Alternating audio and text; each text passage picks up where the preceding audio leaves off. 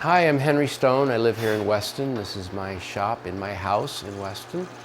I'm just retired from 48 years as a carpenter and a contractor and architectural designer.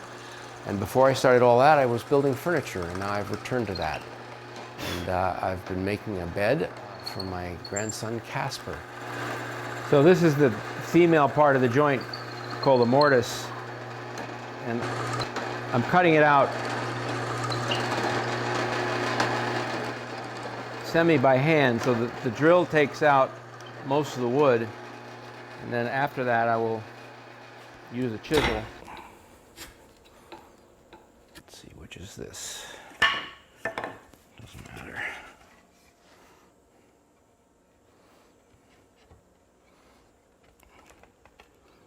It's tight, which is good, but it seems like it's going to go in. Yeah, it is.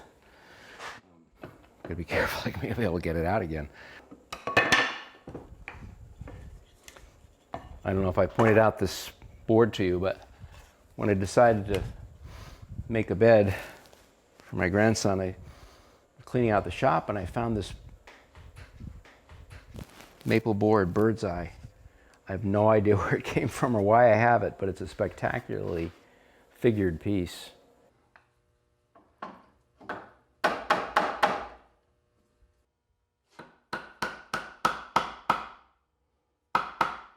We had talked about it before. One thing that's really nice about this chamfer is it reveals the figuring in the maple, kind of more visible because of the light, the way the light's on it, than it would be if it's just on the side. It's a nice result of making that edge. So one of these will be here, will be on the leg, like this, and the other one will be on the end of the rail. And they hook together like that.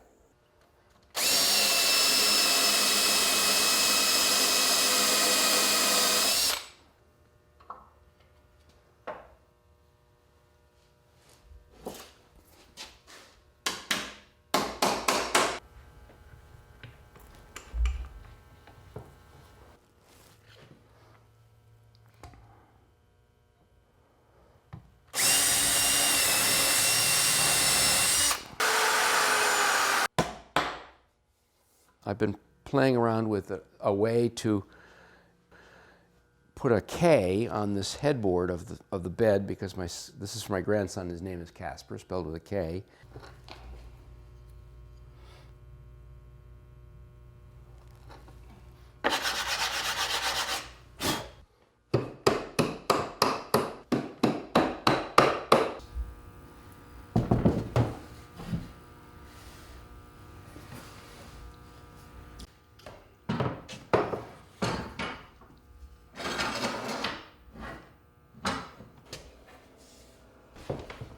So this is the headboard of the bed. These are the two legs.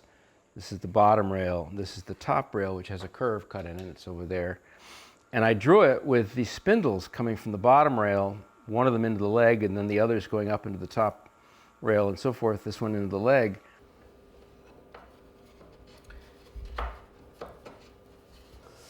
Yeah, I think that's gonna go together just fine. These dowels, because of what I had to do to be able to get them in, because you can't just assemble it by pushing it together because of the angles. Push them in and drop them into place, and they're glued in, but there's not a lot of surface area of glue, top and bottom. So to make sure that they didn't come loose, rotate, or fall, I put in little tiny brad pins at the bottom all the way along back here. You can hardly see, but they'll make it more positive. This whole thing is pretty much sanded to 150 grit. And if you use a 150 grit disc in that sander that's over there, it's a random orbit sander, so it isn't rotating, it isn't going back and forth, it's kind of doing a random shape like that. You get a very smooth finish with a less fine grain. So that's got a 150 disc in it. This hand is 220. And actually that comes out even smoother because of the way that it works. This is called Seal-A-Cell. It combines this first coat, which is a sealer, it kind of fills the pores. You brush it on and then you wipe it off.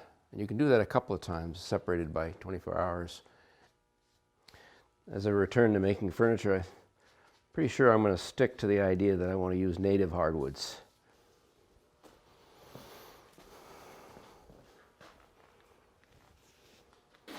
That's it.